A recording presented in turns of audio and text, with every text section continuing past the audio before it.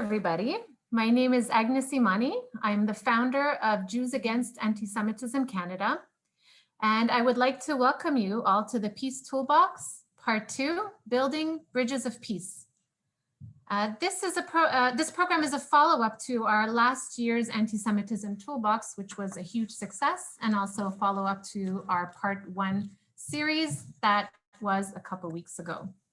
We at Jews Against Anti-Semitism Canada are focused on fighting anti-Semitism and anti-Zionism with education, awareness, and self-defense. We aim to provide people with the tools to debate anti-Jewish and anti-Zionist propaganda and to provide people with self-defense and emergency tools and events in case they ever need it.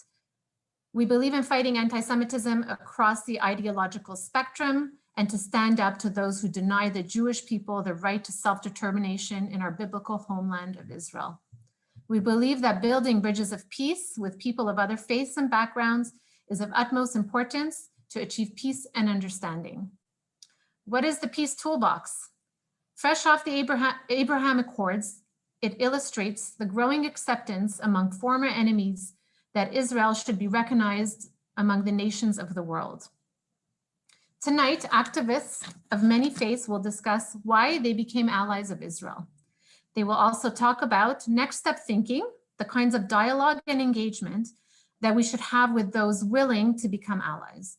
How will the normalization change interfaith relationships in the Middle East and in the West? Economic and geopolitical interests alone can't guarantee genuine peace unless the ideas of tolerance and mutual respect are planted at the roots of the consciousness of citizens. Education is one way to pursue this goal, but what are other ways of achieving this? I would like to introduce our incredible speakers this evening. Vera Guyash. She is the founder of Almost Jewish, a pro-Israel organization that aims to change negative stereotypes of Jews in Israel. Virag is a digital communication strategist who studied Judaism and Touro College in Manhattan. A non-Jewish Hungarian, she feels a calling to correct the erroneous perceptions about Jews. Rachel Raza, she is the president of Council for Muslims Facing Tomorrow, founding member of Muslims Reform Movement and human rights activist. She authored Their Jihad, Not My Jihad, a Muslim Canadian woman speaks out. She has spoken at universities across the US and to parliaments of Israel, Sweden, Canada, and the UK. She received Queen Elizabeth II Diamond Jubilee Medal for serving to Canada. Rabbi Yehuda HaKohen, he is a West Bank Jewish organizer and educator. As a leader in the Vision Movement, he works to empower students to become leaders and active participants in the current chapter of Jewish history. As a facilitator with Semitic Action, he organizes grassroots dialogue sessions for Palestinians and Israelis seeking to transcend competing one-sided narratives in favor for a more specific analysis of the factors forcing both peoples into conflict. We will be holding a Q&A at the end of this panel discussion, so please submit your questions in the YouTube live chat app. Now it is my pleasure to introduce today's moderator and my friend Dave Gordon. Dave is a writer and author. His work has appeared in more than 100 publications around the world. Take it away, Dave. Dave, unmute yourself, please. Thank you. I forgot about technical difficulty. Hopefully that'll be the last of the technical difficulties. Agnes, thank you very much for putting this together. I have to say it is very much a privilege to moderate this esteemed panel. And I very much look forward to this dialogue and what we can all learn from these individuals who have different perspectives, but all of them are defenders of the Jewish people and of Israel. So without further ado, I'll begin a number of questions and we'll just see where this goes. Let's start with, how did you decide to initially become an activist defending the state of Israel or the Jewish people? And for Virag and Rachel, perhaps elaborate on how your atypical background came into play. Oh, I'm sorry. In the order, we'll just determine the order from the get-go, so there's no talking over and no confusion. We'll start with Rachel, and we'll go to Virag, and then we'll go to Rabbi. Thank you so much. Thank you, especially Agnes and Dave, for bringing me on board this auspicious panel. These are such important conversations that we have to have. I'm delighted to be here, and I'd like to start by placing a wager that anybody visiting Israel will come away being deeply affected in one way or the other. So, being a Pakistani born Muslim, I was also apprehensive on my first visit some 15 years ago. But since then, I've been back at least once a year, sometimes twice, for official speaking engagements or pure R&R. And I have developed a love for the country and the wonderful people that live there. In fact, on my last visit, the immigration officer in Tel Aviv actually looked at me and said, "So where's your Israeli passport?" And I laughed. I said, there's something that I don't. And, these visits have affected me very positively. So I play a very active role. And I have only this one thing in mind, the right of Israel to exist. And I want everyone to recognize that. Keeping in mind that there may be problematic issues, but we can't do that without recognizing the entity who is sitting across the table with us. It has to be a dialogue of equals. It has to be a respectful dialogue. And when we recognize that entity, in this case Israel, we bring those issues to the table as equal partners. And that is the only way to peace, is to be able to talk about the issues with respect and tolerance. Oh, that's the beautiful starting, and really thank you very much also for having me on the panel. It's absolutely a privilege to be here. And I always say that it's also a responsibility, right? Because whatever we say always echoes in the chamber out there. So for me to answer your question is actually really more difficult because I never decided to be an activist. So everything that I am doing now just happened with me because I started to open up about my own self-seeking. My background is I am from Hungary. So the initial reaction I always get, oh, you guys are the anti-Semites. So that's the starting point. The other starting point is that indeed I was an anti-Semitic person. But before anyone just closes the discussion with me here, I need to say that there is a huge distinguishing factor between anti-Semite and anti-Semite. Number one is whether it's intentional or whether it's coming from ignorance. I fell into the second group. I was just ignorant. It was not in my proximity and proxy to deal with the Jewish issues. I grew up in the pre-digital media era. So I had no, really nothing that would connect me to Israel or the Jewish people, apart from one thing, that my ballet school, where I was a classical ballet dancer before, was in the Jewish district. So the only picture I had about the Jews were actually the very Orthodox, observant Jewish people. I grew up on the stereotypes that Jews lead the world, Jews only help Jewish people, Jews have the big nose, all the things that you can imagine. That's how I grew up. And when I went to Israel for the very first time in 2012, something started to shift in me. I didn't even want to go to the country because I had such a preconception and I didn't know where it came from, but that was engraved in me. Since 2012, I went back 20 times, and just like peeling an onion, I started to peel myself up and started to ask myself the hard questions. Why do I have this stereotypical views about the Jews? Who told me? Did it come from my family? Did I hear it in the schools, or where did it come from?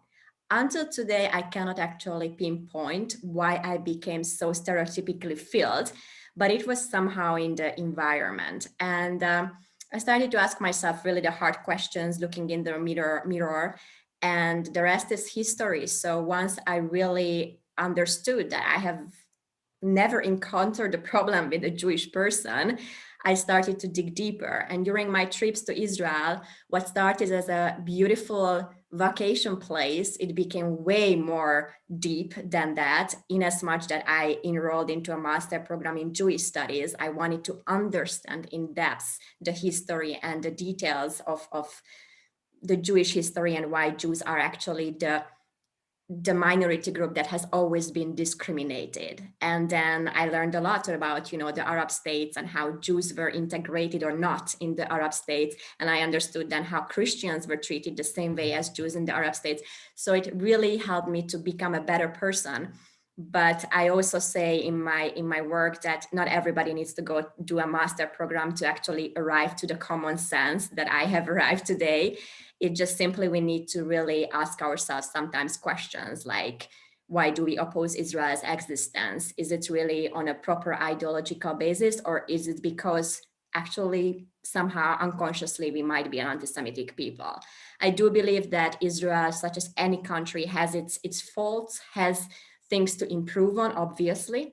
But the moment we question the legitimate existence of Israel, we become anti-Semitic people. So that is for me today a common sense that I can discuss the nitty-gritty details about Israel, whether Israel is doing good or bad. But the moment we question the existence of the Jewish state, that is a level that I cannot go below. So this is my starting point. Hi, thank you for having me, and thank you for organizing this panel. I grew up in New York City, the son of Jewish immigrants, and I grew up with a lot of other kids of immigrants, not necessarily Jews, people from Ireland, people from Albania, people from Puerto Rico and other places. And I think a lot of them fall into Virag's second category of anti-Semitism. I think there was just a lot of anti-Semitism that I faced growing up.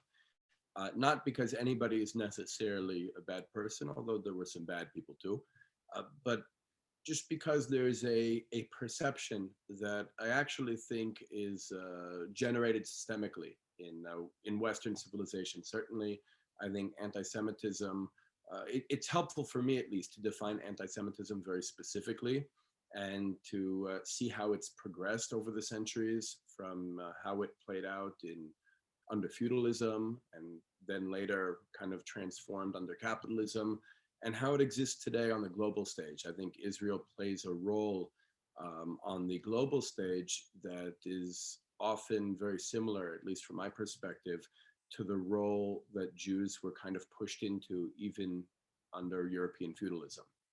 This kind of like middle agent role that causes those at the bottom to perceive us as responsible for that which oppresses them, while ignoring the people actually at the top of that system. And so for me, I've lived in Israel for the last 19 and a half years. I developed a national consciousness probably around 21 years ago. For me, it's less about defending the state of Israel, and it's more about fighting for my vision of what the state of Israel should be. Like, I definitely believe that the Jewish people came back to life after 2,000 years in order to do something significant, in order to be something significant, in order to impact history.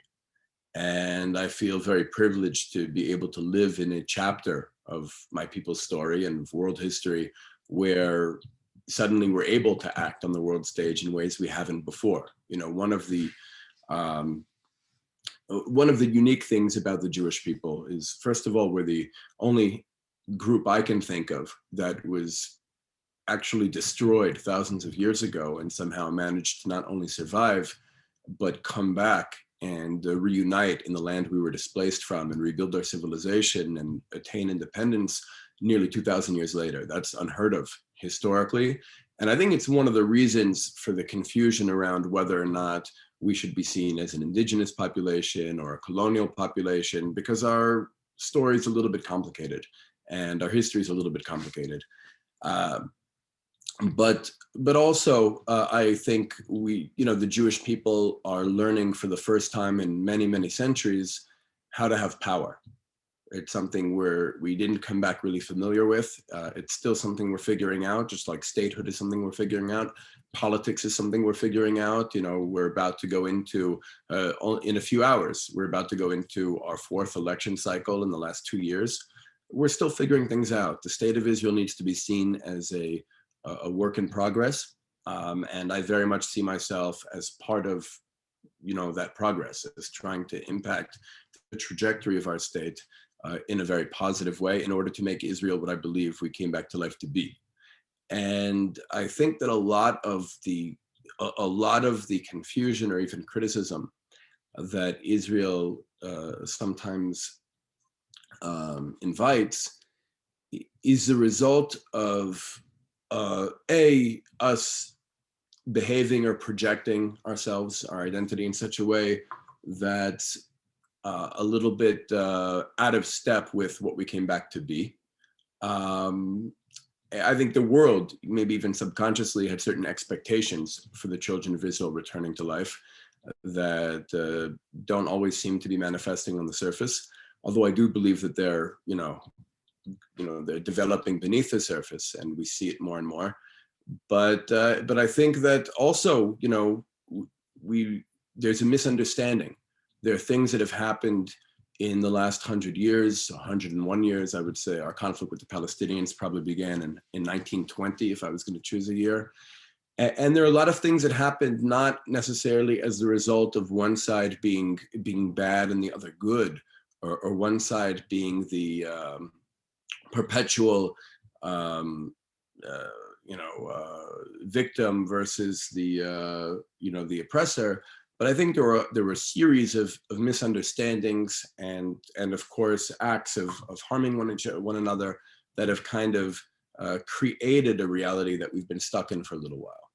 So I think that ultimately, just because I am a Jew and I'm living in the land of Israel, I'm actually living on the mountain where a lot of our history took place. I live on the mountain, which was the headquarters of the Maccabean revolt when we fought for freedom against Syrian Greek rule. I think that at this point, we need to really focus on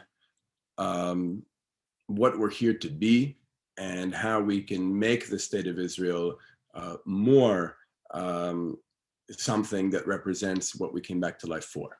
Thank you. Thank you. Wonderful. I appreciate it. I have some good points. I'm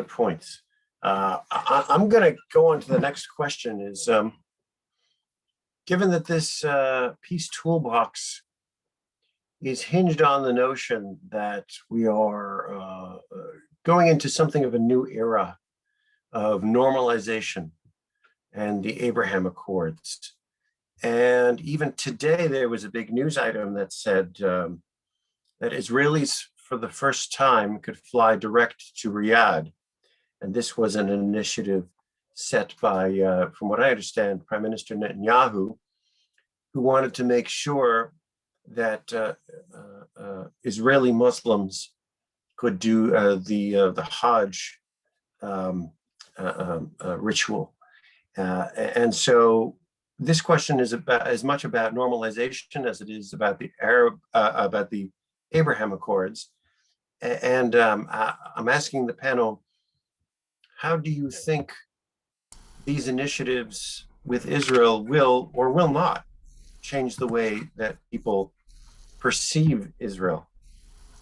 Rachel. Normalization has to come. And as far as I'm concerned, this is not a new stance for me. Since day one, since my first visit to Israel, I've pushed for this.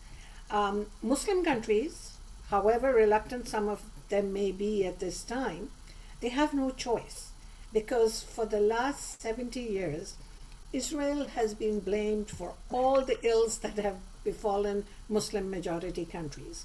And Israel has been the scapegoat. And this has to change. People now realize that these issues have more to do with their own weaknesses and faults rather than blaming others. So this normalization of relationships will actually create a situation where Israel will no longer be the scapegoat, or should no longer be the scapegoat for problems, because they can talk about them. I mean, the Abrahamic Accord is a start in the right direction, and trust me, within a few years, more and more Muslim countries will come on board. You know, I had mentioned to you in the beginning that I'm from Pakistan, and I have written and spoken about the fact that it's important for Pakistan also to normalize relations with Israel, because there is so much to learn from each other.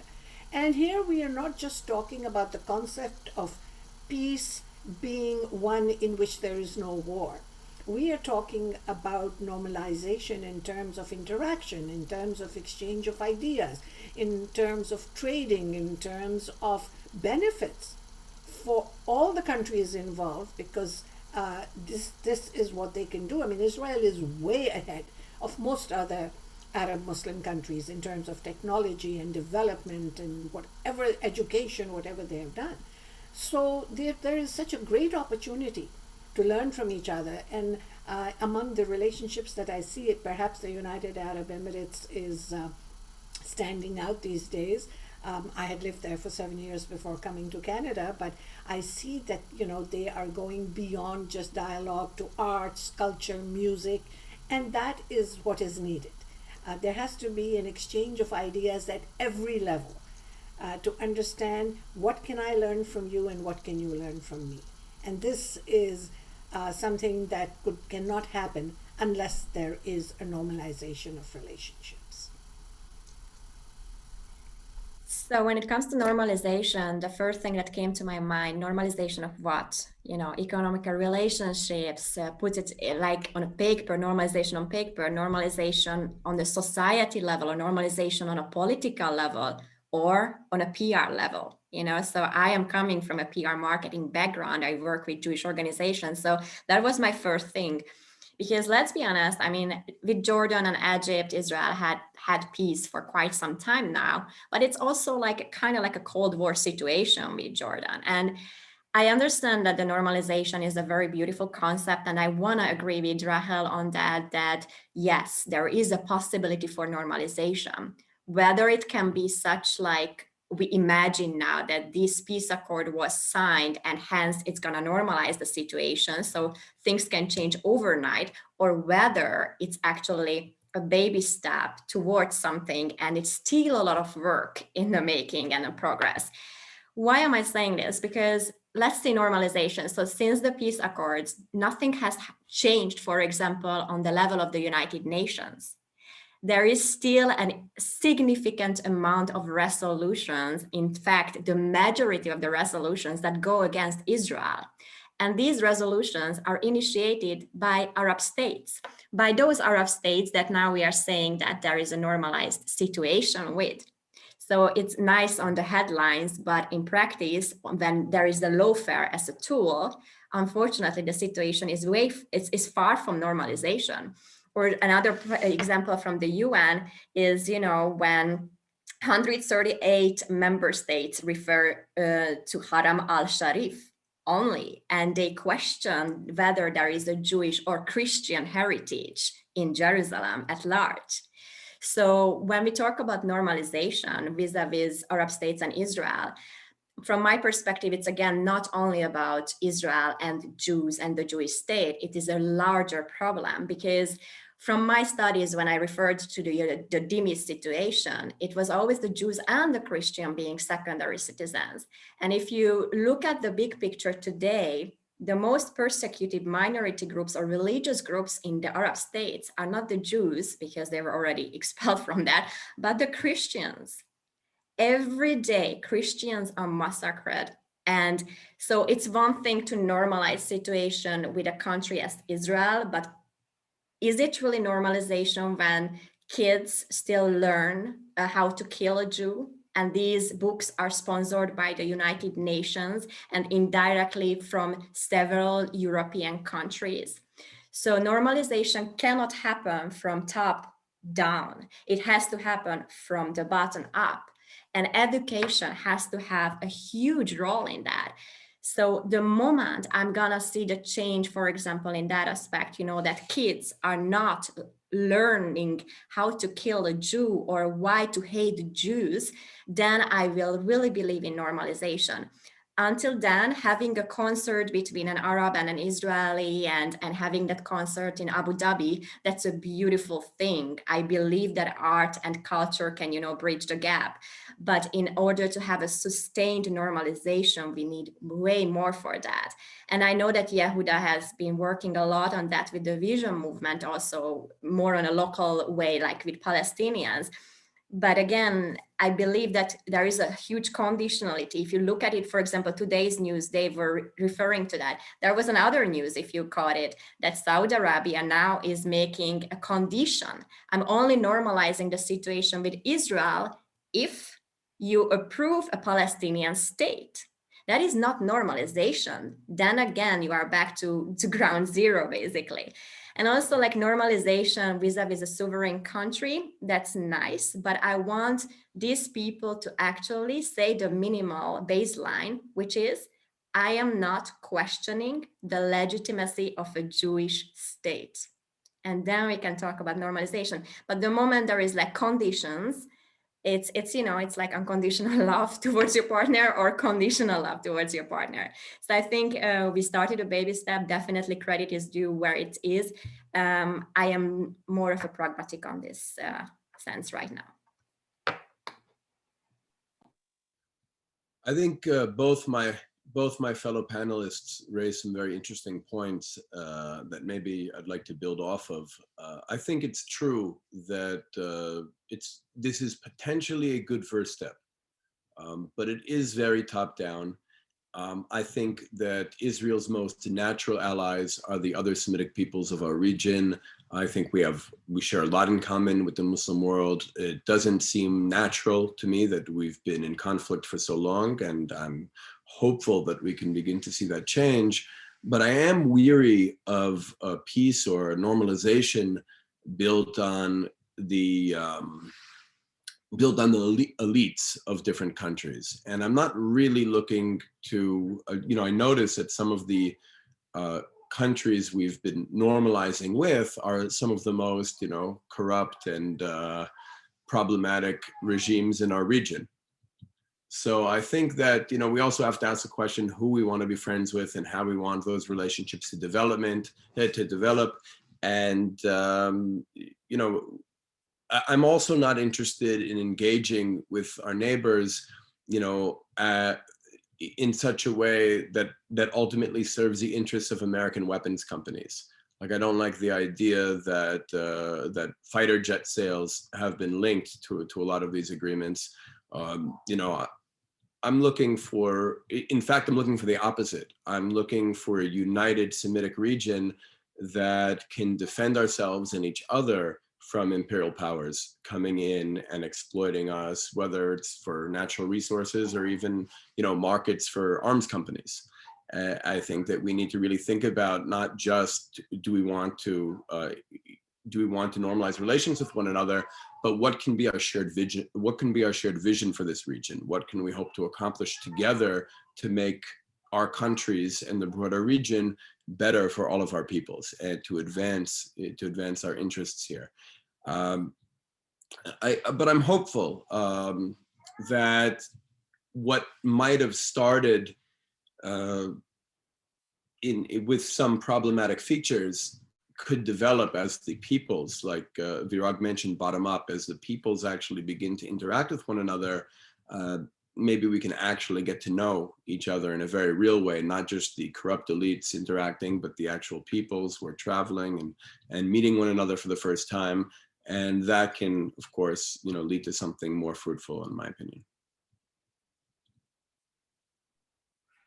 Thank you. Enlightening answers, all of them.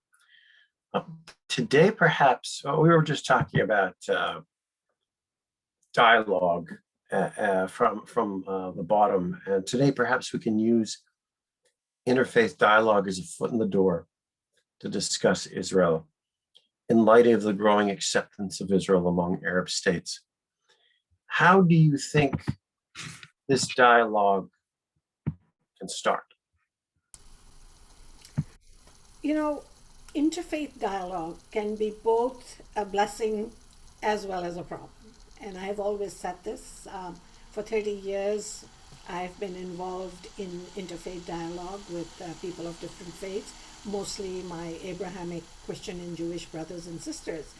And it can be a problem because faith is not the cause of the conflict in that area. However, the political manifestations of the Middle East conflict take over the idea that faith is not the problem here. And if you're looking at Islam and Judaism, as faith have more in common than they have in terms of differences. But of course, because of the political wrangling, that is never brought to the table.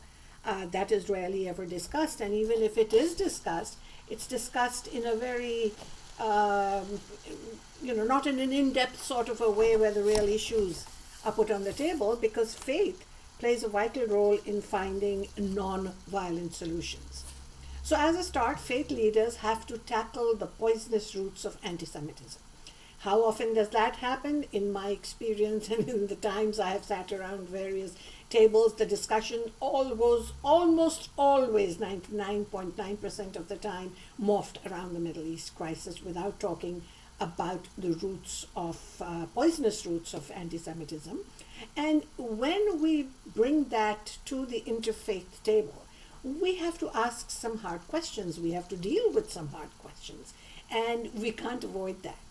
So honest dialogue, if it is interfaith dialogue, it has to be a very honest dialogue. It has to be a very real dialogue.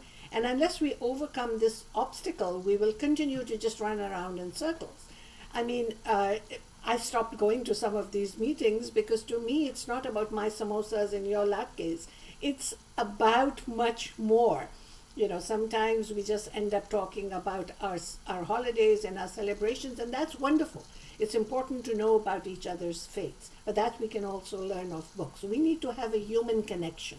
We need to put the real issues on the table, and only when the players in an interfaith dialogue discussion are honest in tackling the real issues, those are the people who should be interested with this dialogue. Not just those who want to be popular, or those who have political reasons behind it. Because again, if we're going to sit at a table as people of the three Abrahamic faiths, there has to first of all be that recognition that Israel has a right to exist as a country, and only then can we continue with this dialogue, bringing absolute, honest, and frank conversation to the table. I very much agree with you, Rachel, that it's not necessarily about faith. It's really about human connections and being a good human being, a decent human being. So I actually stopped saying I'm a Christian for various reasons. I don't really go to church. I never stopped believing in God. But I realized that the moment I'm labeled as a Christian, it comes with many labels that I don't want to put on myself. So for me, my Zionism, regardless of me understanding the history of where Zionism is coming from, I approach it from a civil rights issue, because I also see that unless you are a religious person, starting with the fact that, 3,000 years ago, God promised the land to the Jewish people, you are losing the millennials, you are losing the generation Z and Y, because they don't even know what happened 5 years ago, let alone 3,000 years ago. So it's not a concept you can, with your cognitive filters, actually understand. So for me, I really don't approach my activism from a faith perspective. On the other hand, I am really pushing for educating each other. There is a lot of misunderstanding, for example, what really counts as anti-Semitic remark. And in the era of cancel culture, it's really, really easy to actually slide under the banana slip that you say something and you're labeled anti-Semitic person for the rest of your life. So I recently wrote about it, and in that merit, you could cancel me because I am open about my past and my personal development and how I evolved to the person I am today. But I believe that cancel culture is actually going against our very basic human trait, and that is that we are not the same person as we were 2 years ago or 20 years ago, and that would be such a shame if we would not acknowledge that. So when we talk about educating each other, I really believe that the Jewish people need to take example from the LGBT community and the Black community, educating non-Jews what really counts as anti-Semitism in their eyes and why. People often talk about blood libels. Not everybody will know what blood libel means because simply they don't know that part of the history. So if I'm going to be mad at you just because you don't know anything, that's again a lack of education. And it goes vice versa. I am putting myself out there, and that comes with a lot of negative things as well. There are a lot of goy shaming going around. Goy shaming, oh, what do you know? You are just a goy. What do you even say? And again, I never say in my speeches or in my articles how to break your challah on Shabbat. So I'm never going to the territories that I am not knowledgeable enough. But I can have my personal opinion about Zionism or Israel or the Jewish people, just even if I'm just a goy. So for me, it is really going into the dialogue on that end. But at the end of the day, what I think the biggest problem is that anti-Semitism is so politicized that today Jewish people are looked on up or down based on my perception of Israel. And that's a huge mistake because Jew hatred existed before Israel was founded. And Jew hatred will exist even if there is a Palestinian state. So there is something fundamental about it. And unfortunately, it's been politicized. And this is why, for example, college kids in North America who are Jewish, they go to college and they cannot just study and party. They need to actually fight for their Jewishness. And whenever they say they are Jews, they are put on a double standard. Oh, so what do you think about the Israeli policy? What do you think about, the IDF killing babies? And that is unfair. So again, I tend to agree with Racheli that actually it's not really about interface. It's about more of being a decent human being.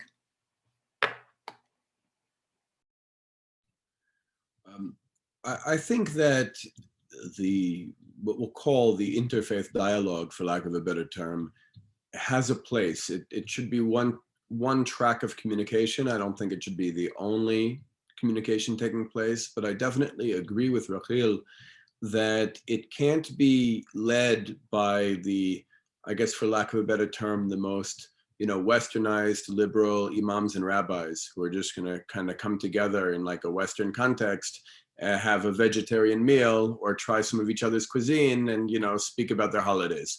We need to, first of all, if we're going to bring rabbanim and imams together, they should be those who really represent the aspirations of their peoples, especially the sectors of their populations who are actually willing to fight, kill, and die for the things that we believe to be important. Because if we're not having those conversations, then we're not having any real conversation relevant to changing the realities in which we live. And I think that I've been involved in such dialogue, here, in some of the more traditional sectors of Palestinian society. A lot of the conversations really try to unpack what is the ideal role of the Jewish people or the children of Israel from an Islamic perspective. What is the ideal role of a Muslim or the Islamic world from a Torah perspective? Can those coexist? Meaning, can the world that the children of Israel want to see be the same world that the Islamic world wants to see?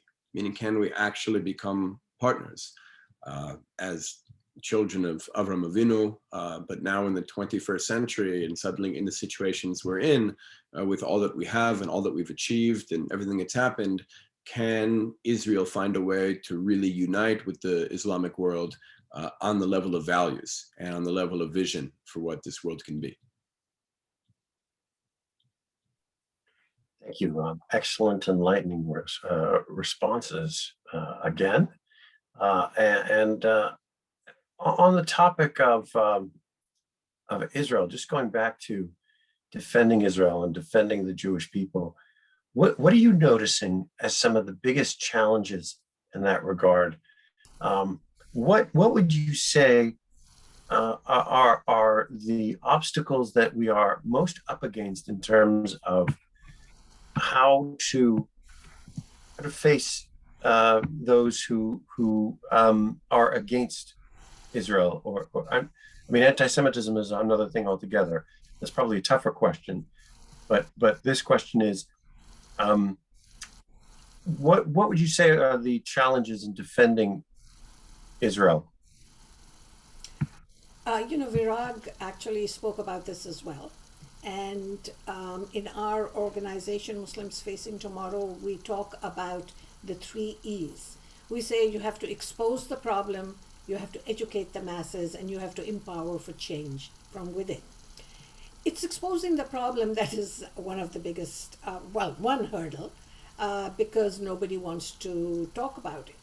Nobody wants to bring the real issues around the table, that they keep going round and round. And ignorance is one of the biggest, to me, the biggest challenges to defending the state of Israel today. In my living room, my husband and I, we are a observant Muslim couple. We have a book on the IDF. And when our friends come, they're very confused and very curious, why do you have a book on the IDF? I said, because we would like you to read about it. We'd like you to know what it actually is. We have a book on Israel. And of course, our trip and our interaction with the Israeli people taught us a lot. And it has been a work in progress. It's been a journey. Like Virag, I too grew up in an atmosphere where there was rampant anti-Semitism. So it has been a journey of learning. How can we help others learn the same way that we had? How can we create an alternate narrative, a counter narrative to the one that exists? Because there has been brainwashing now for so many years that there's an entire generation that has been fed on the misinformation, and that is where the hate festers. So, of course, anti-Semitism is at the core of this, but where does that come from? It comes from hate. And where does the hate come from? It comes from ignorance. So there has to be a massive effort to educate on both sides, perhaps, and to find ways in which there can be a respectful conversation and dialogue and talk about all the issues. We do not need to avoid talking about political issues. We may not have all the solutions. I mean, every country faces political problems, but we should be able to have honest dialogue without wanting to annihilate each other. But when the conversation about Israel, and no matter where it is, and this is something that I feel, if the conversation begins and ends with the Middle East crisis, then we are not left open to any other conversation about how we can exchange dialogue and ideas, how we can learn from each other. As a Muslim, I want to know much more about Judaism. I want to understand what it is that people believe, and there should be these opportunities for others as well. Yeah, so much again, I agree with you. I think one of the biggest challenges is that Israel per se is immediately put on a higher moral standard, that Israel somehow needs to fulfill way more moral and ethical standards than any other national states ever. And by this, we already demonized a little bit and put Israel at a double standard, because why so? Israel is a very young country, and for that, it's doing extremely well.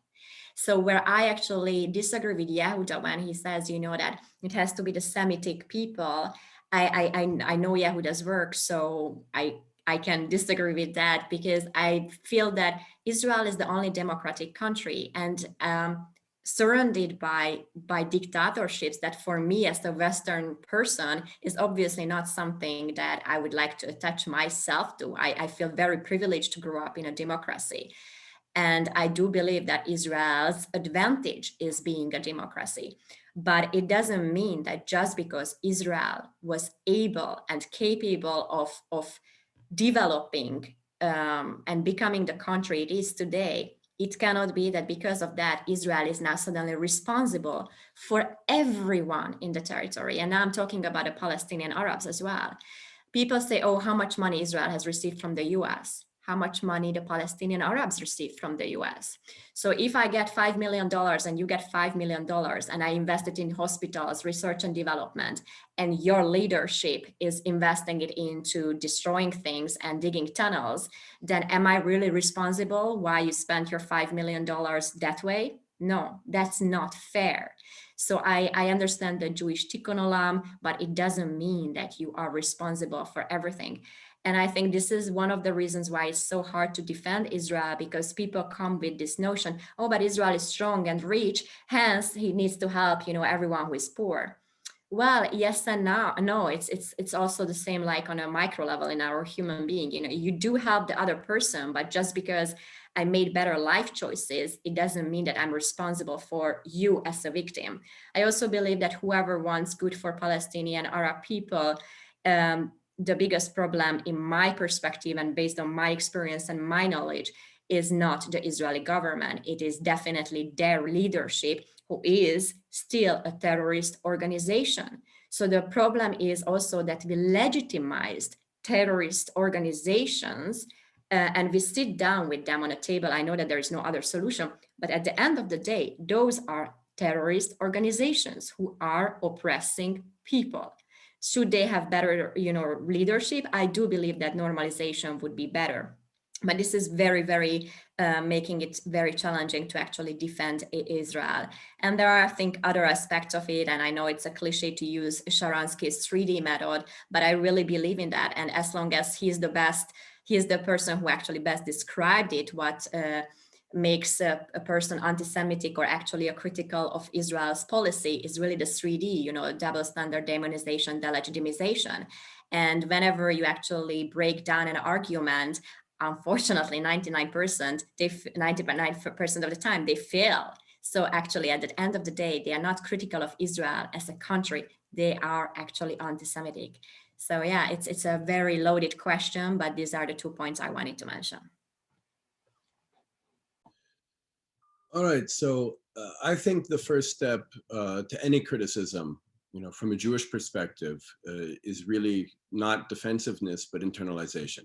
Like, I think that's really the first move we need to make when we hear criticism. It doesn't mean that the criticism is always correct, but I think we need to ask ourselves questions. First of all, is it true? Second of all, even if it's not true, is there something we're doing to cause people to think this way? And again, I'm not saying this from the point of weakness. I actually want to be the best version of myself I can be, and I want Israel to be the best Israel it can be. That being said, I agree with Virag about the Palestinian Authority. Therefore, I don't think it should exist. And I think Israel should dismantle it. We should stop talking about a two-state solution, and we should be taking responsibility for the people who live on our land. If we believe that this is our land, then we have a responsibility to it and everybody in it. And there's no reason for a Palestinian Authority to exist, especially if they are everything that Virag, I think, correctly said that they are. But I would disagree with this comment about Israel being the only democracy in the region. I would say that Israel is the closest thing to democracy in the region. And there are many angles we can come from whether we're talking about the really obscene amount of power that our Supreme Court has over the democratically elected officials in our country.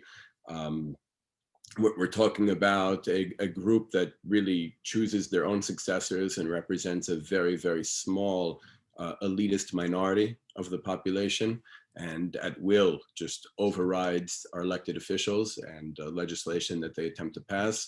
Or we can talk about the fact that there are millions of people living in our country who have no access to the democratic process. And if we want to have an even more colorful discussion, we can talk about the merits of participatory democracy versus representative democracy, and what democracy actually means. For me, democracy is really about empowering people to influence the structures they live under, not just having election day once every couple of years or 4 times every couple of years. I think democracy needs to be about people feeling empowered to be able to influence the policies that most impact them on a daily basis.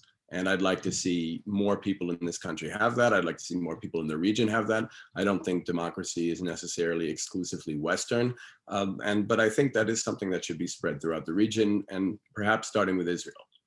But I also acknowledge that Israel, for some of the reasons I mentioned before, is suffering from an identity crisis. And that identity crisis does affect other people. And it does lead to a lot of what I'd call the more legitimate criticisms of Israel, meaning, for example, 54 years ago, we returned to the West Bank, Samaria and Judea. And for the last 54 years, we haven't had a clear policy in what we're doing. On the one hand, this is the cradle of Jewish civilization. These are the lands that we've been struggling to come back to for thousands of years. On the other hand, the Americans and Europeans don't want us here. But on the other hand, these are the mountains overlooking our densest population centers. But on the other hand, there are all these non-Jews living here. What are we going to do with them? Are we going to make them citizens? Are we not going to make them citizens?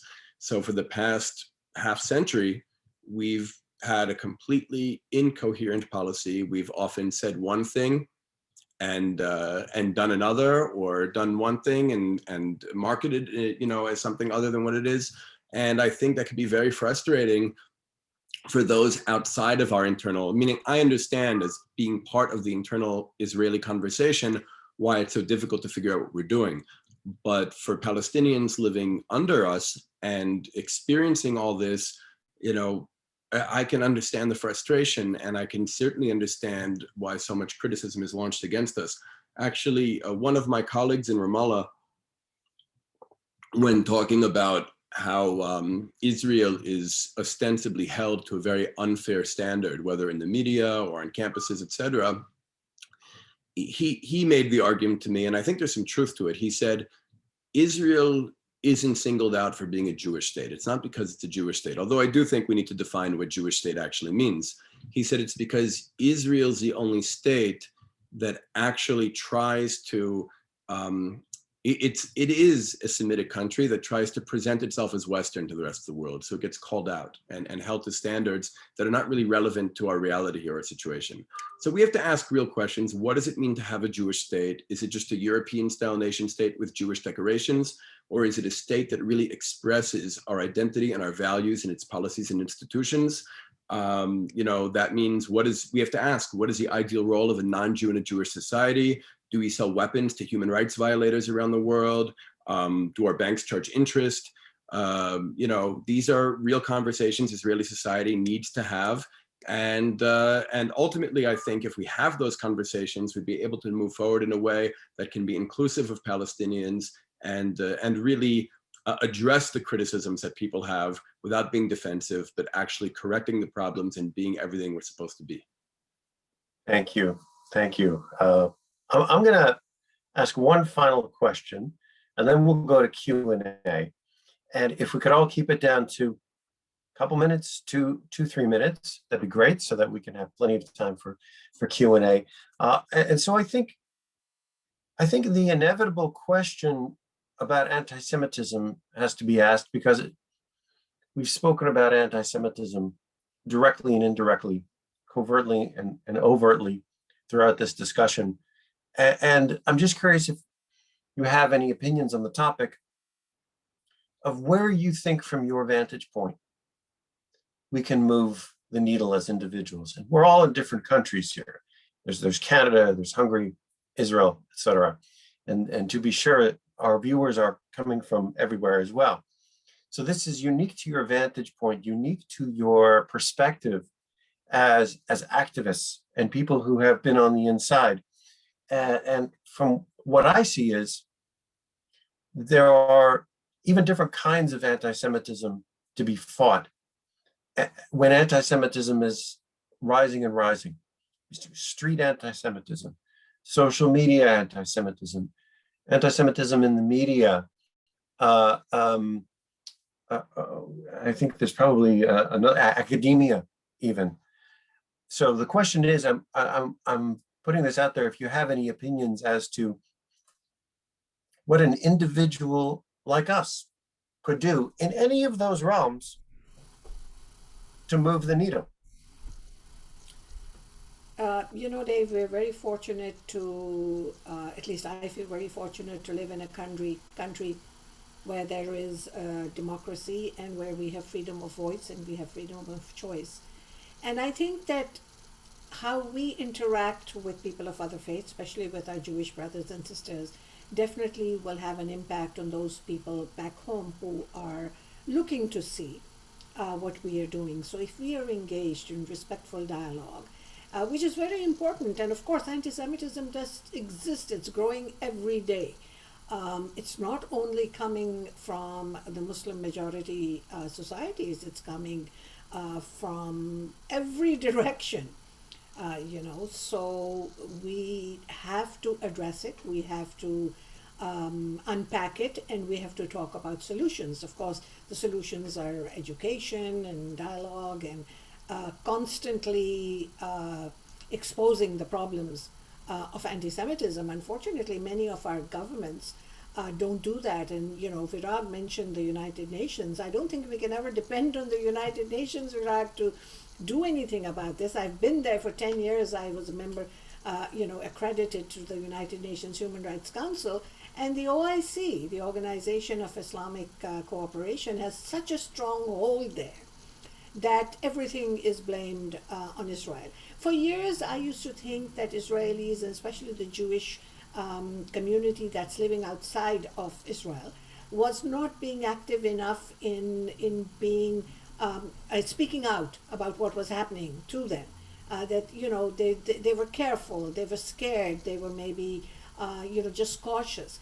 So I have spent time telling them and their youth, especially those who are facing BDS in universities, those who are facing anti-Semitism, they have to be strong. They have to really spell it out. They have to be able to have the strength to know what it is to be a Jew or to be an Israeli, and to be able to defend that.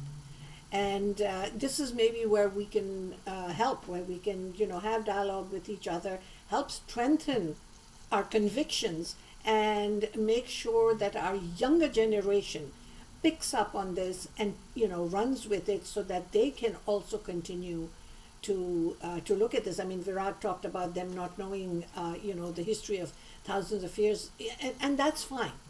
We can start here and now. It is happening in real time. It happened before Israel existed. It will continue to happen unless we are able to go to the root of it and talk about how to find solutions now. And in that perspective, I'll just very quickly let you know that my organization is launching, I am launching an organization on April 7th called the Councils of Muslims Against Anti-Semitism. This is an entirely Muslim-run initiative for Muslims to speak out against anti-Semitism.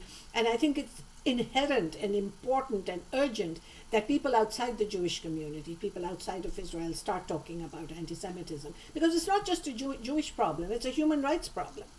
And we need to acknowledge that. And it's really important that others speak out. So we will be launching this, and hopefully we will be able to make small changes, but one drop in the ocean is all we need to start a ripple movement.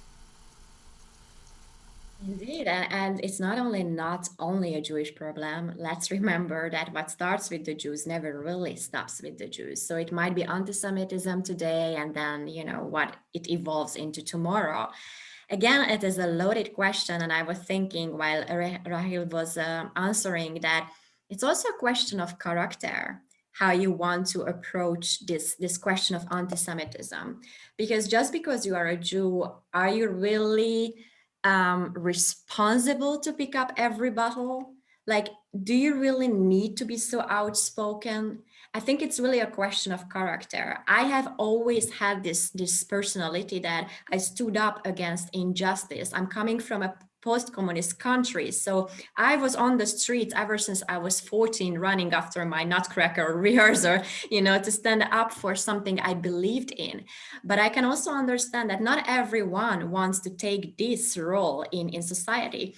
So I also think that that's totally fine. And what I really see in the US campuses, kids, why do they need to have this fight just because they are a Jewish, So I think it's really a question of personality and character. And just because someone is more passive, it doesn't make them less of a good person. It just simply, they don't feel comfortable picking up the fight.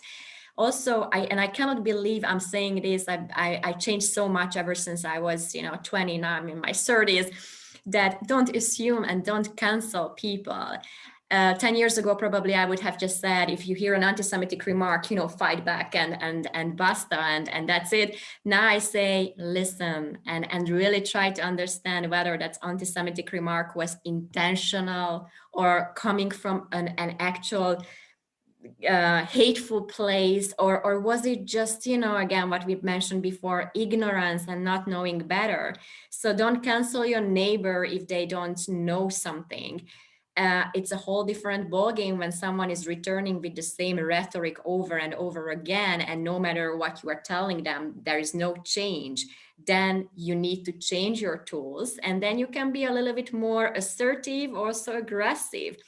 But for example, when you face with the Neturei Karta people in Manhattan, Jews or non-Jews alike, when the member of a Neturei Karta spat at me, like legit spat at me, I knew that that's not a fight I need to fight. I step over because they are very different people. We never ever going to have a communication. So choose your battles. And this is something that I really learned as I'm aging, that you need to choose your battles. But for example, what's going on at the UN or with the ICC, yeah, there are the lawyers who need to pick up the fights and fight with the lawfare and how legal terminology is actually perverted and misinterpreted just to make a political agenda point.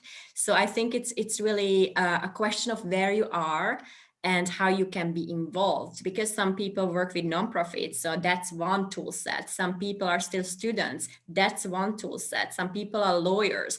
So I think there is no universal answer as to how to fight anti-Semitism. But I also believe that sometimes we undervalue our role and what we can play, and this is why I say that while it was not an intention from myself to actually become an activist, I do take it as a responsibility today, because I have a crowd that listens to me, so it is a responsibility. But again, not everybody needs to follow suit on that, but we always have our personal role in to just a little bit start the domino effect in people. And if out of 100 people, we manage to change one person's perspective, then we won the game for that day already. All right, so if I understood the question correctly, it's what we can do. Like me being an Israeli and being part of Israeli society, I think it's really important that we understand, first of all, how anti-Semitism actually functions systemically. And if you understand how it works, then you can challenge it by no longer cooperating with it. Part of how anti-Semitism works is that it forces Jews who perceive ourselves to be vulnerable to align ourselves with oppressive forces in exchange for a sense of security, a sense of protection. This was true in feudalist Europe, where Jews were very much vulnerable, and we allowed ourselves to become tax collectors and money lenders, and be pitted against the peasants, and in order to be the oppressors that the peasants saw. And what we got in exchange was a sense of security. And this was also true for Israeli leaders who've adopted this doctrine of superpower patronage.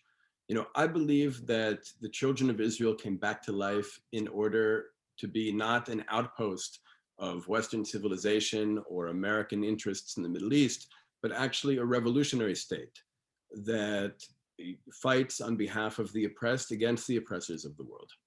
And the more we actually live up to that, the more we become, what we came back to life to be, I think the weaker anti-Semitism will become. Every time in history that the children of Israel have had power, have had self-determination, independence in our land, we've influenced the world for the better. We've impacted human civilization in a positive way. I believe this time is no different. The Jewish people came back to life after 2,000 years in order to influence the world in a positive way.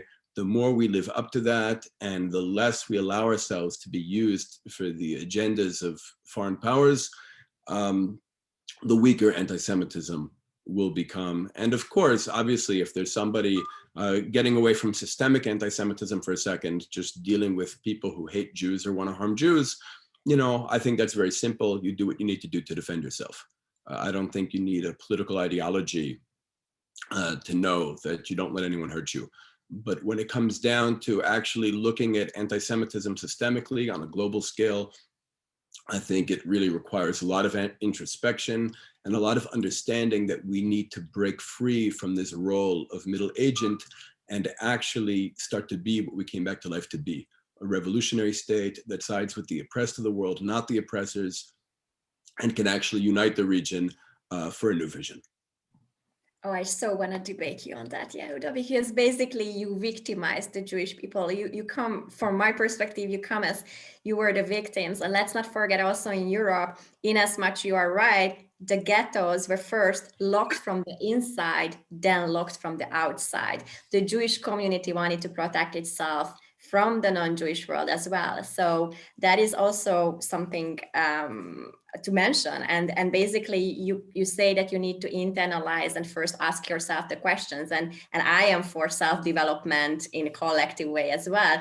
But your approach is as if anti-Semitism could be rationalized. It is often not rationalizable. You know, it's like what you are saying from my point of view, it's still like a very utopistic view, as if the Jews are coming, you know, with a cleaner slate, anti-Semitism will just disappear. Unfortunately, history has showed that no matter what you are doing, there are always gonna be Jew hatred.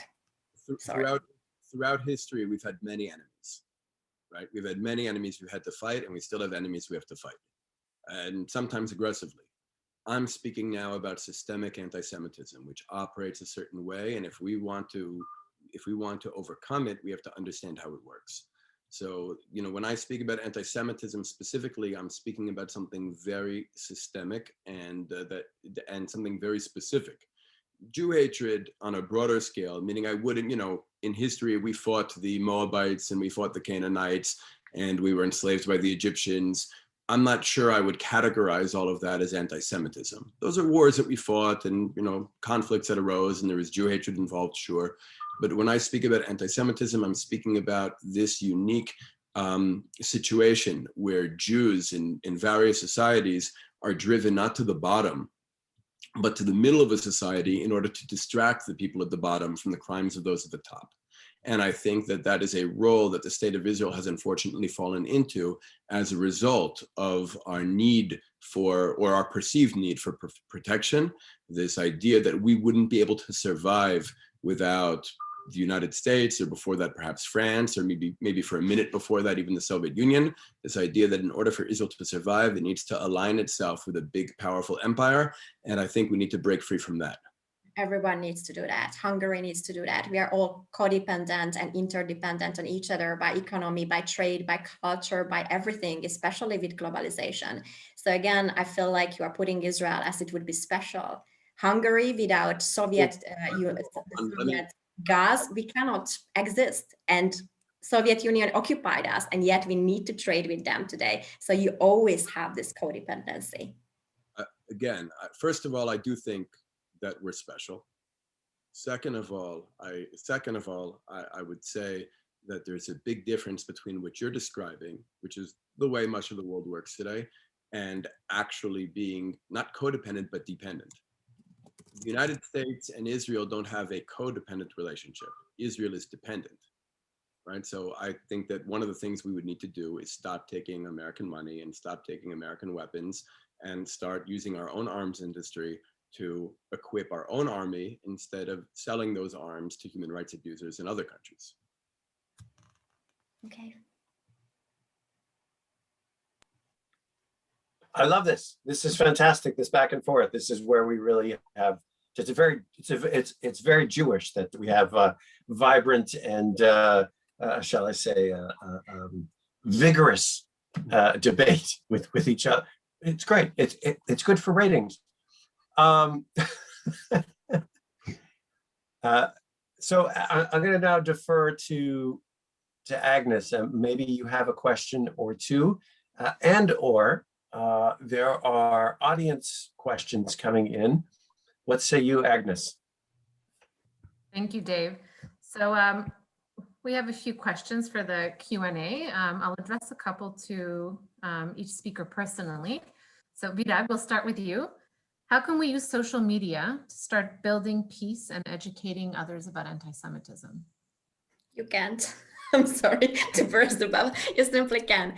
Unfortunately, social media platforms are working against you. And just recently, my Facebook profile that I've built for 9 years was canceled, disabled, deleted without a warning sign. And in as much, it's like emotionally I was triggered with all the memories and pictures. It is unfortunately part of a bigger problem that is going on, and that's the social media and how private companies are censoring ideologies and religious feedbacks actually that we are giving on social media platforms.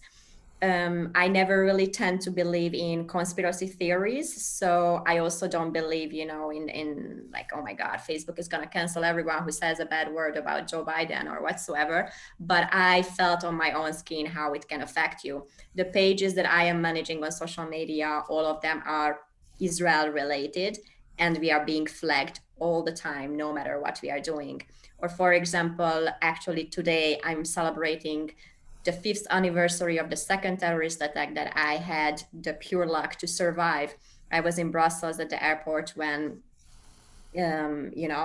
unfortunately there was a terrorist attack. And when I wrote about it, that how Muslim jihadists executed this attack, my post was flagged. Or when I call out, for example, that there was a Miss Hitler competition in one of the Arab states, and I call out that action, my page is being flagged and I am being canceled out, but the article itself can be spread by anyone else. How to kill a Jew, how to stab a Jew can fly for hours on social media, but calling it out makes you being flagged. So that's why I believe that, there are so many online warriors today who are like, I'm activist and I'm an influencer. That's beautiful, but let's not forget that your influencer factor, if that's the only thing you are relying on, can be burst out in a second by an algorithm, by a person, by anyone. And I still consider myself really as a bridge between generations. As I said, I'm coming from a post-communist country and I'm still in the generation who grew up without mobile phone. So I never rely on online platforms when it comes to education and activism. And this is why it's extremely important to actually have interpersonal communication with people. And I know it's COVID and I know it's way harder now, but never rely on social media. Social media is never going to change anything, not even move the needle. It's a good entertaining platform for everyone and keyboard warriors, but yeah, so no, but okay, on the positive end, that's how I'm gonna end. If you really want to do something on social media, I'm not saying it's not possible, but then be authentic and find your voice. The reason, based on the feedbacks, why people follow my page is because I am like an open book. I'm really open about my mistakes and my development. And I'm also try to be not mainstream. So I'm really open about my opinion. And the best feedback I can get is that, Virag, I don't agree with you on everything, but I still follow you. And that's the best, when we can actually have a human conversation. Unfortunately, social media made our attention span reduced to 3 seconds. And in that 3 seconds, I can curse at everyone and, finish my day. No, my page is really aiming to do something else. So find your authentic voice. And with that, you can spread some positive things. Thank you. Thank you, Virag. The next question is for Raheel. How do we as Jews reach out to our Muslim neighbors and open dialogue within our communities? And how do we reach out to other communities as well? So not other non-Muslim communities. Well, that's where the dialogue is important. There are many organizations, there are many groups that are talking to each other. There are women's groups, there are young people. One of the suggestions that my organization and we had made to the Jewish community was, let's get our youth together to play sports. Simple thing like that. Let's bring them together over a movie. And Virag, I do want to tell you, you're not the only one who's being cancelled. The talking about the movie reminds me that it's only been less than a month that I was cancelled from a program where it was a fantastic film that was being shown for International Women's Day, but somebody didn't like the fact that I speak out so openly, so I was cancelled. But we shouldn't let that bother us. You know, for every 10 people who want to bring us down, there's always 10 more whom we can communicate with. We don't have to force our opinions onto people who don't agree with us. But a conversation is very important. There's some people who will never change their mindset. And we know that. So, you know, you veer around that and you go to people who at least are somewhat open to curiosity and questioning, if nothing else.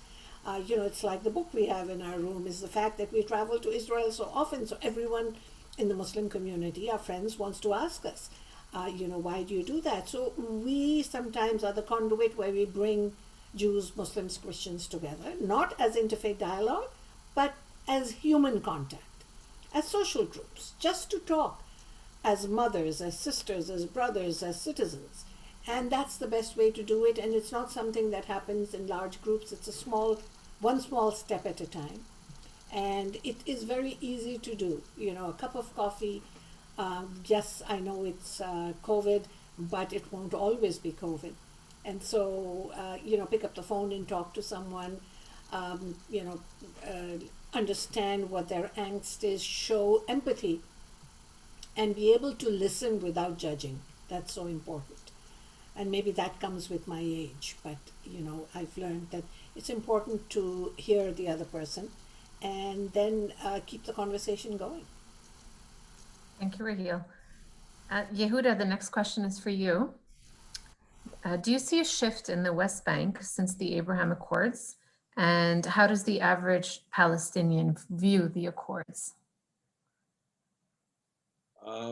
Well, I don't know if you can say the average Palestinian, because Palestinian society is probably at least as diverse as Israeli society. So I'm not sure if there's one monolithic position, but I think for the most part, a lot of Palestinians, from what I've seen, although because of COVID, my personal interaction has been very limited over the last year. I think that we've seen a lot of, you know, a lot of frustration that things are taking place, you know, kind of past them. Things have moved past them.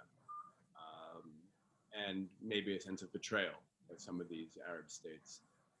I think that what needs to happen in the West Bank is for us to just acknowledge we're not leaving. Israel's not going anywhere. We're going to be living here together for a long time. And we need to be able to create a reality on the ground that Palestinians are happy with and included in. And of course, the Arab states that we're dealing with aren't going to have a say in what happens in our land. But we, you know, from a Jewish place, need to decide what justice looks like in our land. We need to, you know, bring Palestinians into the conversation and create a reality between the river and the sea where we can live together, both feeling like winners in our respective narratives of what's been happening over the last 100 years here. Thank you, Yehuda. The next question is for whoever would like to answer. What can students do on campus to use this momentum to combat BDS?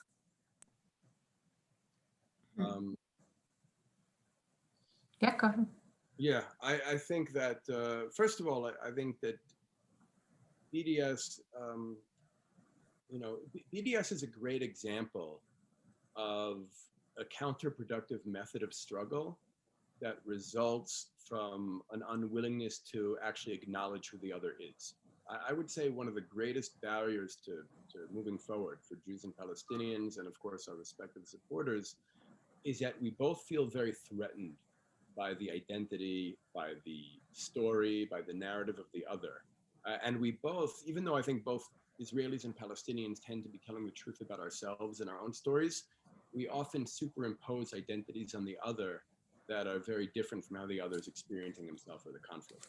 And that often leads us to very counterproductive methods of struggle. And I think BDS is one of those.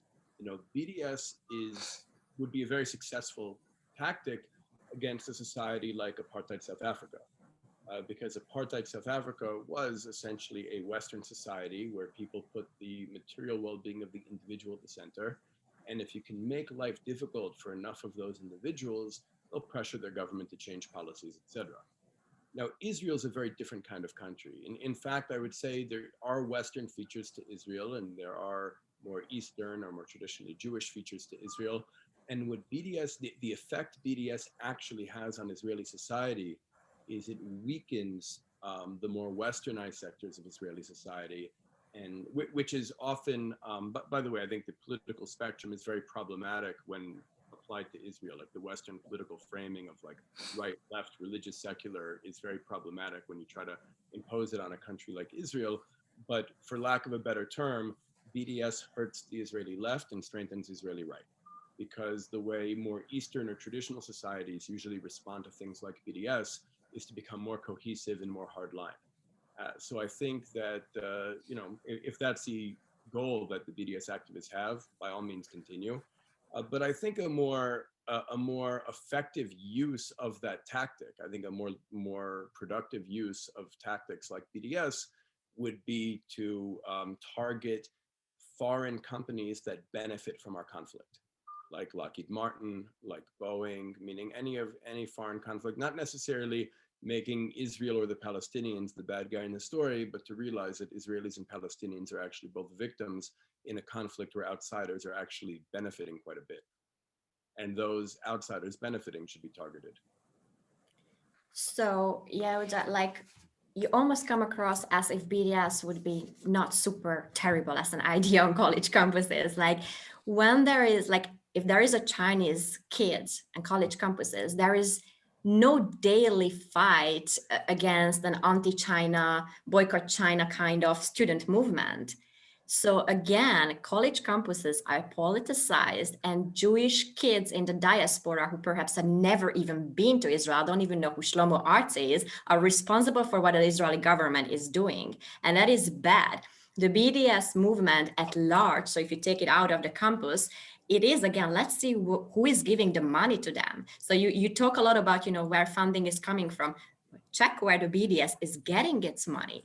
And for example, what they did with SodaStream, who did they screw? Not really the Israelis, but the Palestinian Arabs who had to, just give up their workplace. So BDS is wrong on so many levels, on moral, on ethical, or intellectual, on any ways. Basically, BDS is a contemporary way of what the Nazis did against the Jewish businesses and academia and the Jewish people, and what the Arabs did later on in 45 and after, before Israel was created.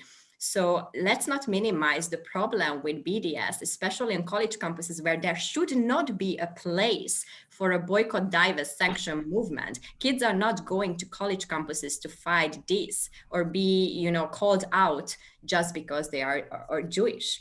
So I really, really disagree with the notion. I agree with you, Veronica. I think that this is a terrible thing that takes place on college campuses. It terrifies the Jewish students, and they feel that their backs are up against the wall. That and the Israel apartheid week that they have. Now, one of the things it comes back to is what you said. It is the double standards that are held against Israel. So I went to one of these college campuses where they were celebrating Israel Apartheid Week. I said, listen, you have a right in a free country to do this, but where is the Saudi Apartheid Week? Where is the Pakistan Apartheid Week? Where is the Apartheid Week against those countries that are actually violating human rights every single day? So just like in the UN, it's totally one-sided. What I find that with Israel, it's all double standards.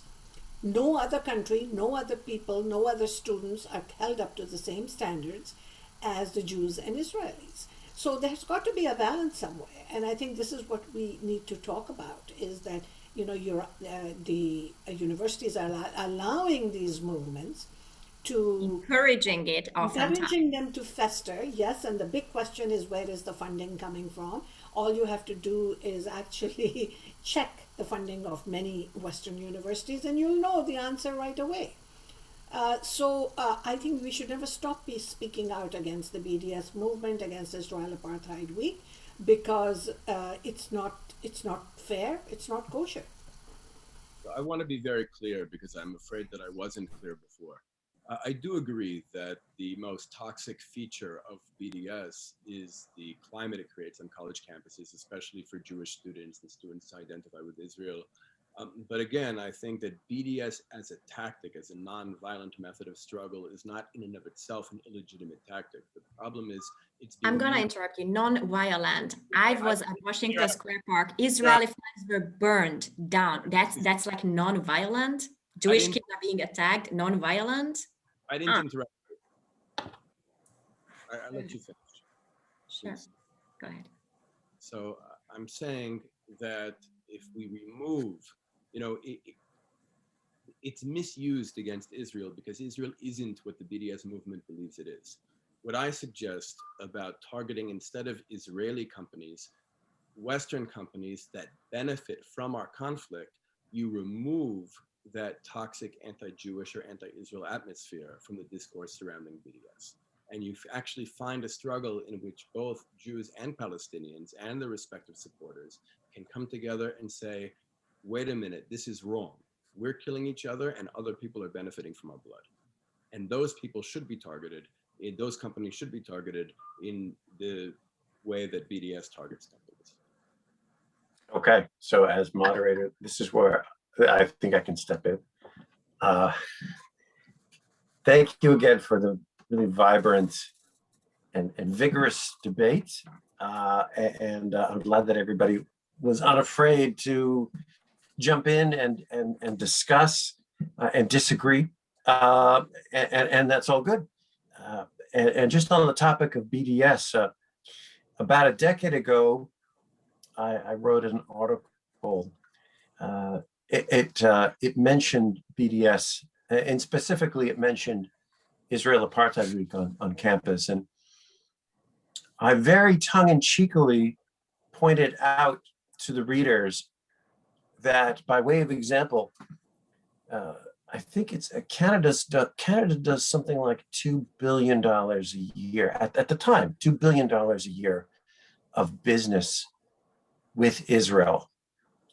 And I made the case, at least for Israel Apartheid Week, I made the case to the people who are on campus partaking in Israel Apartheid Week. I said very tongue-in-cheekily, I said, if you are living and working in Canada, if you are a taxpayer in Canada, if you are buying things in Canada, by virtue of your just mere existence in Canada, you are a participant in the Israeli economy, because Canada at the time, Canada did $2 billion of business with Israel. You would be a hypocrite and inconsistent by your mere presence and living and working in Canada. And so for the duration, at least the duration of Israel Apartheid Week, perhaps you could rent a boat, have the conference in international waters, where off of Canadian shores, so as during at least the time that you are having this conference, you are not partaking in the Canadian economy, which is partaking in the Israeli economy. And no one had an answer, but it's okay. I was being funny. I'm going to have one more question, and then we're going to button this up. And that is a news item that came out this morning, actually. And that was the city of Montreal. I don't know if you heard, the city of Montreal rejected and refused to endorse the IHRA definition of anti-Semitism. And this has been an ongoing campaign, actually, for the past year or so with the Jewish community to really encourage this resolution to be passed, and it was rejected again. And I'm wondering what you think of that, not just specifically to Montreal, but I mean, Montreal is a fairly large Jewish community, and this is Canada, but also in the larger sense. What you think that says? Why or why not do you think the IHRA definition is at all important for governments to adopt, or do you subscribe to the notion that perhaps many critics do, that it's really just window dressing I'm curious to know what you all think.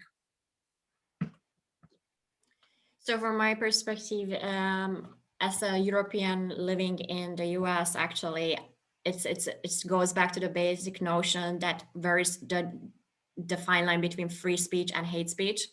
So for example, in Europe, many things cannot be said and in the US under the free speech regulation and basic rights, you can say things. So many people actually attack this definition and codify this definition on the notion that it goes against free speech. Like, why do you want to define me what I can say and what I cannot? I vouch for my European background, which is that things need to be defined, because in this big liberal aspect where we need to tiptoe around everything and every notion and every terminology, and yet we don't have definitions to benchmark against, it is going to lead to chaos. The same with the United Nations that was created to make peace and world peace and sustain world peace. But if you check the fundamental charter, nowhere they define what the opposite of peace is. What does it mean not to have peace? And fighting anti-Semitism without an actual definition of what anti-Semitism is again goes against the very basic notion of why legal terminology was invented and asked to. I really like, for example, what goes in Hungary. We are very harsh with anti-Semitic remarks, and for example, questioning whether the Holocaust happened or not can result in jail time. And I understand that with an American perspective, that seems very harsh, but there is something that our government imposes on these people, that they need to go to a Jewish related or Holocaust related museum, and they need to write an essay what they have learned and what they've changed based on that. And I think that is my perspective, that I believe that we need legal terms, we need to uphold those, and there has to be, consequences when you are doing something that's against that. So I don't think it's a good move to reject this definition at all.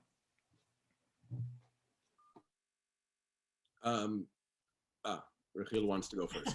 I agree with you, Virag. I think that if we are fighting such a huge industry like anti-Semitism, it's very important to have that definition, a universal definition that people can adopt. The IRA definition actually makes it much easier to have the conversation when we're talking to people about what anti-Semitism is and how we can fight it. So, our wonderful Quebec always likes to sort of stand aside on many issues, but we would just have to continue to insist that it is accepted. I don't think that we can be in this battle against anti-Semitism unless we adopt the IRA definition. I agree with the need to have a concrete definition of what anti-Semitism is if we're going to fight it, and I think that we've already seen that we have different definitions of anti-Semitism, and I like to separate anti-Semitism from the more broad Jew hatred, which I think predates it. I just want to first of all throw out there that if anybody is interested in going deeper into some of these topics that we've discussed, whether it's the IHRA definition of anti-Semitism, BDS, anti-Semitism, I would encourage people to visit Vision Magazine at visionmag.org, where we discuss these topics at length and in depth from multiple perspectives, all within the context of what Jewish liberation means in the 21st century. And I think that's a question we really need to ask ourselves, at least internally. I know that I'm the Jew on the panel, but really I think that we need to ask ourselves the question of what are the actual goals of Jewish history, what have we already accomplished, what's left to achieve, what's standing in the way, and what can we do to smash those obstacles. Zionism was a very successful liberation movement, and it succeeded. And now we need to really think about what comes next. What is the liberation movement of the Jewish people that comes after Zionism, and where does combating anti-Semitism really fit into that? And I personally acknowledge that there are some problems with the IHRA definition. I understand why some people would want to reject it, but I do think that we should have some uniform understanding of what anti-Semitism is, at least for the sake of productive conversations when we come together to discuss it. All right. I wanted to thank our incredible speakers for taking the time and teaching us and educating us. I know it's very late in Hungary and Israel, so thank you for staying up this late, and thank you for all your tireless work, because everything that you do brings us one step closer to peace with our neighbors. Thank you, Dave, for doing a wonderful job moderating. I hope you all enjoyed our program this evening. It will be recorded. I will be sending out a link to the recording. Please make sure to follow Jews Against Anti-Semitism Canada on Instagram, like our Facebook page, and follow us on Twitter at Canada Jews. Thank you again for joining us this evening. Have a good night, everybody. Thank you. Good night. Thank you.